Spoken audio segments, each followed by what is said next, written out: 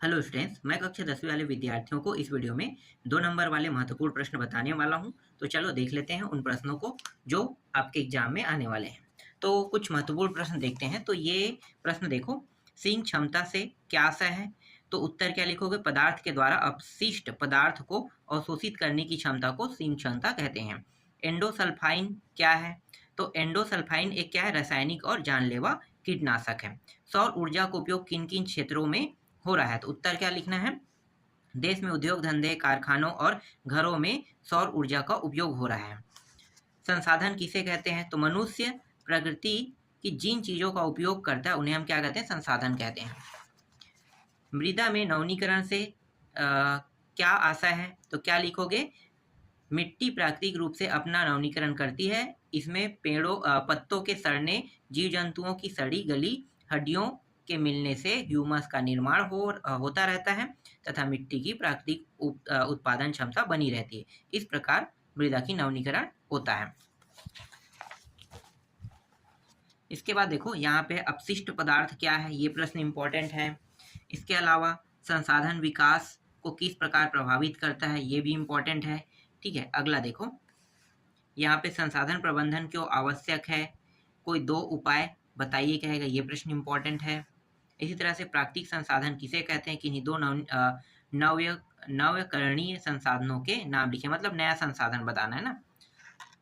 इसके बाद देखो, जैविक संसाधन किसे कहते हैं? बहुत सरल सरल प्रश्न है। यही मतलब प्रश्न जो है, संभावना है, बहुत ज़्यादा चांस है कि देखने को मिल सकता है।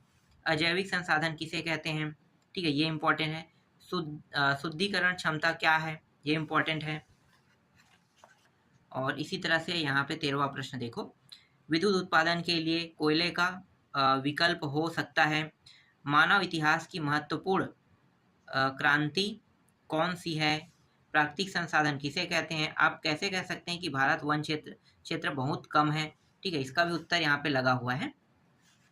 और अगला है, मानव निर्मित संसाधनों के 4 उदाहरण दीजिए कह रहा है। तो ये 4 उदाहरण यहाँ पे दिया हुआ है। ठीक है, ये इंपॉर्टेंट है। इसके बाद मैं जो आपको बताऊंगा उस अध्याय से भी प्रश्न आएंगे, तो वो जो जो इंपॉर्टेंट उसको मैं बता देता हूँ।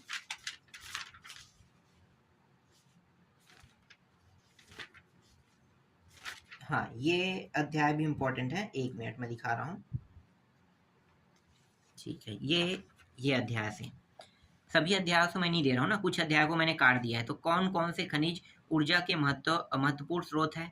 तो ये देख लो, कोयला, पेट्रोलियम। ठीक है, भारत में सर्वाधिक मात्रा में पाए जाने वाले धात्विक खनिज कहेगा, तो ये लिखना है।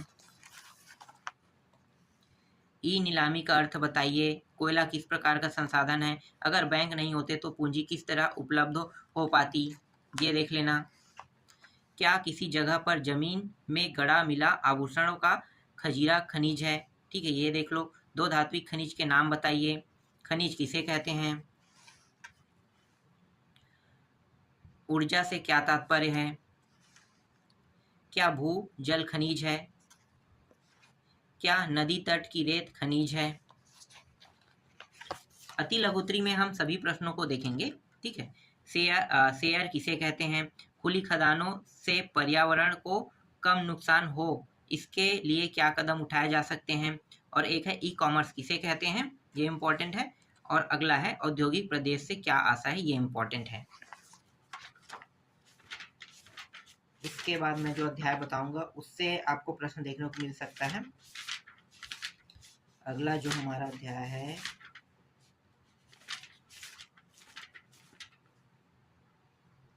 हाँ ठीक है, आगे देखो। इस अध्याय से भी प्रश्न आपको देखने को मिल सकता है। तो देखो क्या है, रूस के बड़े किसानों ने सामूहिक फार्म का विरोध क्यों किया होगा? ये इंपॉर्टेंट है। मंदी का किसानों पर क्या प्रभाव पड़ा? रूस की बाल्शेविक क्रांति कब और क्यों हुई? ये देख लो, इसका भी उत्तर है। यहाँ पे चौथा देखो, क्रांतिकारी सरकार के गठन के बाद लेनिन ने कौन से 2 महत्वपूर्ण ऐलान किए? ठीक है, ये इंपॉर्टेंट है। सोवियत और संसद में आप क्या अंतर कर सकते हैं? ये इंपॉर्टेंट है। छठवां देखो, सन 1861 में अर्धदासता समाप्त करने पर वास्तव में किसे लाभ पहुंचा? ये इंपॉर्टेंट है। इसके बाद है, धुरी राष्ट्र में जर्मनी के साथ कौन कौन से देश सम्मिलित है, ये इम्पोर्टेंट है। और यहाँ पे आगे देखो, न्यू डील की घोषणा क्या थी, ये इम्पोर्टेंट है। तुर्की में लोकतंत्र और धर्मनिरपेक्ष शासन किसने स्थापित किया? रूस में किसानों की दास्तां कब और किसने समाप्त की? फिर रूस में औद्योगिकरण की पहल किसने की, ये इम्पोर्टेंट है। और इसके अलावा इसमें बहुत सारे प्रश्न हैं, सभी को देखना है ना। यहाँ पे देख लो, अति लघुत्री के सारे प्रश्न। ये प्रश्न देखो, ड्यूमा में किन लोगों का बोलबाला है? सन 1905 की बात करें, 1917 में रूस के किसानों, मजदूरों व सैनिकों की क्या भूमिका थी? लेनिन का जमीन संबंधित ऐलान में क्या कहा गया? ठीक है, ये इम्पोर्टेंट है, इसका भी उत्तर लगा हुआ है। आगे देखो, रूसी क्रांति के 2 कारण लिखिए। समाजवाद के 2 सिद्धांतों को लिखिए। क्या आपको लगता है कि युद्ध करना एक आर्थिक जरूरत है? क्या मंदी की किसानों एवं मजदूरों पर एक जैसा प्रभाव पड़ा? ये इम्पोर्टेंट है। और यहाँ पे 2 प्रश्न है जो इम्पोर्टेंट नहीं है, फिर भी मैं दे रहा हूँ, ये दोनों प्रश्न। ठीक है, इतना इम्पोर्टेंट नहीं है, फिर भी पढ़ लेना है। 2 प्रश्न है तो क्यों छोड़े। ठीक है, इतना है, 2 नंबर वाले।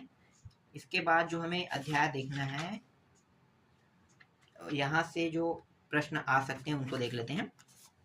देखो, अगला जो है ये अध्याय है। ठीक है, सभी अध्यायों से नहीं बता रहा हूँ, टोटल जो है 8-9 अध्याय है, तो टोटल मैंने 3 अध्याय को काट दिया, 5 अध्यायों से ही प्रश्न बता रहा हूँ। तो देखो, शीत युद्ध से आप क्या समझते हैं, ये इंपॉर्टेंट है। साम्राज्यवाद क्या है, ये देख लो। नाइजीरिया देश का जन्म कैसे हुआ, ये इंपॉर्टेंट है।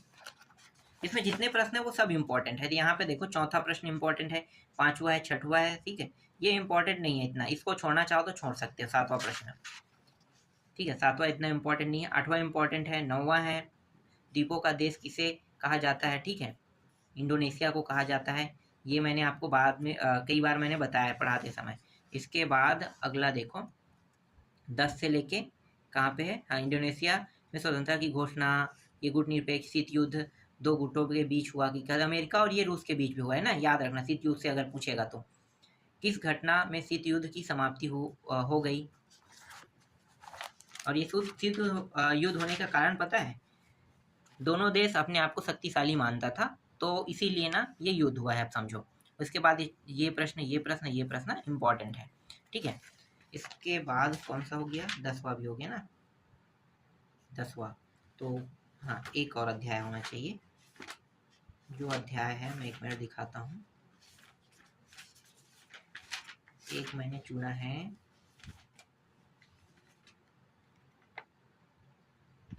बहुत बड़ा अध्याय मैंने नहीं चुना है, बहुत छोटा अध्याय चुना है। यहाँ पे 1 मिनट, ठीक है, एक ये अध्याय है। तो यहाँ पे देख सकते हो, सार्वजनिक सुविधा वाला। ठीक है, ये है, ये प्रश्न इंपॉर्टेंट है, इसका भी उत्तर लगा हुआ है। और आयकर लेने की उचित विधि, ठीक है, ये है। अगला देखो, क्या प्रत्येक व्यक्ति में एक समान आय कर लेने उचित है? ठीक है, ये है। और इसी तरह से 5वां प्रश्न, इसका भी उत्तर है। और यहाँ पे 2 प्रश्न है, 6वां और 7वां। ठीक है, ये दोनों प्रश्न है। इसके अलावा एक प्रश्न यहाँ पे दिया है, आयकर उत्पाद शुल्क में क्या अंतर है? मैंने पहले ही बता दिया, ये वी लगे मतलब दीर्घोत्तरी में मैंने बता दिया। ठीक है, ये है। ठीक है, और कोई थोड़ी है, देख लेते हैं। 1-2 प्रश्न यहाँ पे है। हिटलर ने जर्मनी में हिटलर ने कौन सी पार्टी बनाई है? मुसोलिनी ने इटली में कौन सी पार्टी बनाई है? ये है। और कोई प्रश्न है क्या? इसके बाद है फांसीवाद वाला है। ठीक है, जापान है। और 1-2 प्रश्न और देख लो, यहाँ पे ये दोनों प्रश्न देख लो, नीचे के 7वां और 8वां। ठीक है, इतना प्रश्न जो है इम्पोर्टेंट है। तो इतने प्रश्नों की आपको क्या कर लेना है? प्रैक्टिस कर लेना है, मतलब याद कर लेना है। ठीक है, बाकी तो याद हो गया होगा, इसलिए वीडियो थोड़ा सा लेट में आया है, तो इनको भी अच्छे से तैयार कर लेना। सभी अध्यायों से मैंने प्रश्न आपको नहीं दिया है, कुछ ही अध्याय से दिया है, और इसमें बहुत सारे अध्याय थे, तो कुछ अध्यायों को मैंने काट दिया है। तो अध्याय काटने से कम हो गया, और जिन जिन अध्यायों से ज़्यादा संभावना आने की, सिर्फ उन्हीं अध्यायों से मैं आपको प्रश्न दे रहा हूँ।